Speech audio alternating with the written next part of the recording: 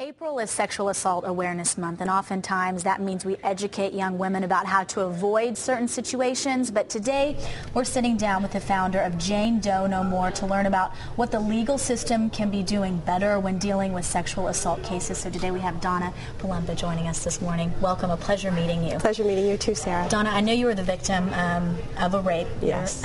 Will you talk about your story a little bit? Sure. However much you want to share. Sure. In 1993, my husband and I were married for 12 years at the time, and an intruder broke in. My husband was away. My children were sleeping down the hall, and I was attacked in my bedroom in the middle of the night, and I was tied, bound, and raped.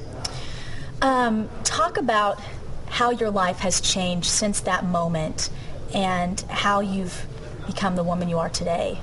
It is a life-changing experience, but I was on my way to healing, and law enforcement, the lieutenant that was in charge of my case, actually threatened me with arrest.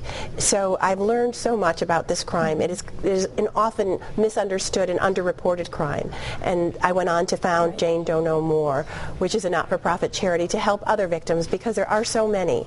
Over 60% of rapes go unreported. Right. And I was reading your story, and all they took was a DNA sample, correct? They didn't do a lot of the investigation that you thought they should. Talk about what they didn't do and how you are working to change that in other victim cases. Sure. Well, it's so important. That crime scene it's so important to secure it, to get the evidence, and to be able to go to the hospital too, to take the DNA evidence and get it from the sex crimes kit, because that is absolutely essential, and certainly as time goes by you're going to lose that, so you only have that one opportunity to do that.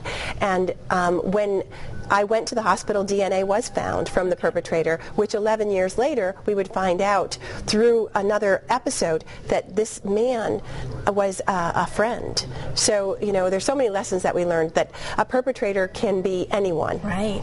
So you knew him. We did, and we had never ever suspected that it could when it happened. Yes. Talk about how you actually did find him, though, because he was a serial rapist. Yes, he attacked a 21-year-old co-worker in Waterbury, and we did a DNA match, and it matched perfectly to the DNA. In my case, 11 years earlier, he was out on bond, and he went on to attack a 17-year-old up in Saratoga Springs, New York.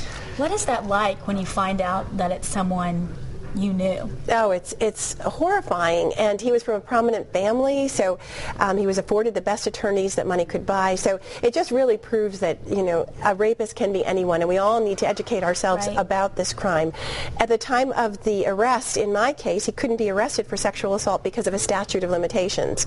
So we worked to change that, and in Connecticut now, yes, in Connecticut there is no more statute of limitation on sexual assault cases involving DNA evidence. Congratulations. Was changed on getting that change. Thank you. There obviously is a big stigma with this. People don't want to talk about it. I've had friends that have been victims, and they don't want to find out who it is, and they don't want to talk about it. Why do you think that some people feel this way, and why do you think it's important that you are a Jane Doe No More? Yes.